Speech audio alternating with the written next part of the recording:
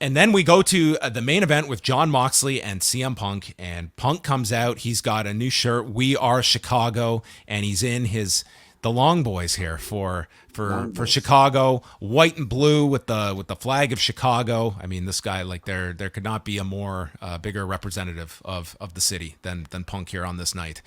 And then Moxley comes out with Regal. It's an incredible atmosphere. This crowd is like just ramped up for this match. Any downturn they took, they certainly warmed up in the Sting match, and then they were red hot for this main event. And I thought the atmosphere was just incredible for this main event.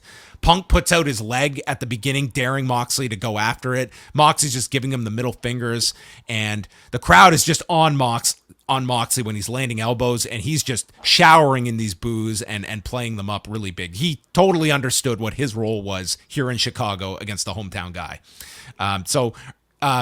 Punk ends up landing a roundhouse kick, hits the step-up knees, and calls for the GTS, hits it. And because of that TV match, this whole crowd bought this as the potential finish that Punk wins in 2 minutes. But Moxley kicked out. I thought a very smart spot to do earlier in the show. But then Moxley takes over. He posts Punk, who comes up, and he's all bloody. And Moxley, dude, he is biting at this wound. He's licking the blood. I mean, what diseases were going through this man? I have no idea, but this was so gross. Oh, yeah. Bloody and gross and just dripping everywhere. It was leaking out of this man. And Moxley was getting rolling around in it. This was a lot of blood. Yes. So Punk is fighting back, and he's selling all the blood loss here, and then Moxley goes after the foot, and the crowd is like, they're angry that he is going after this foot that they know is really hurt, and he torques on it. Punk at one point gouges the eye, and I think it was Taz who brought up Jericho using the spike on Moxley's eye 2.5 years ago. Like, a fantastic callback to make sense of that.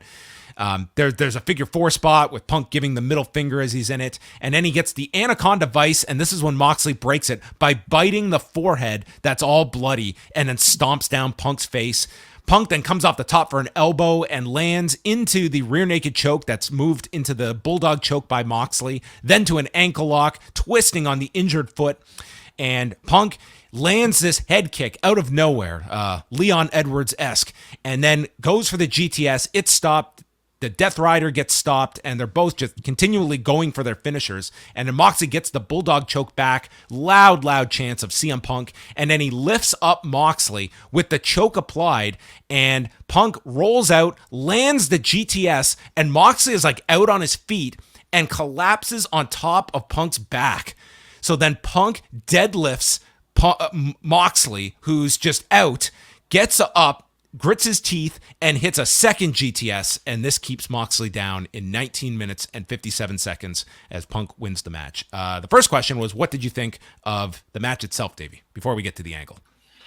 I really enjoyed it. I think the crowd was interesting here because I think Chicago is a wrestling town, and obviously they like Punk, but they've respected what Mox has done all these weeks with the interim title and now the AEW title. And there were definite Mox chants there. And towards the end, it was very 50-50, which was interesting. And I kind of feel there's maybe more in sort of a Punk being heel, and maybe this was the opportunity. But I did really enjoy the match. I thought I like how they played off the finish from Wednesday the other week.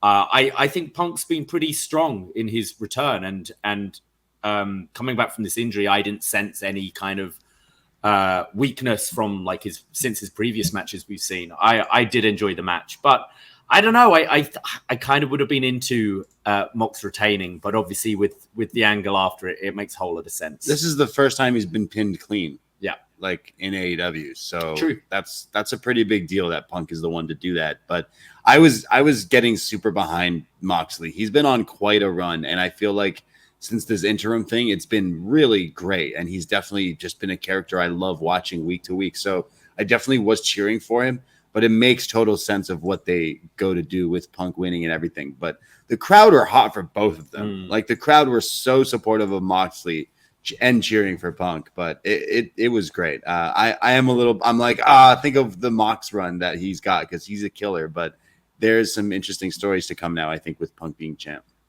Wait, after, you weren't crazy about like the television match they did a week and a half ago, but watching this, do you think it helped? Do you think it hurt? What are your thoughts on that match and the way in which they decided to build this up where you didn't get the announcement until Wednesday? I'm personally of the opinion that I think it hurt.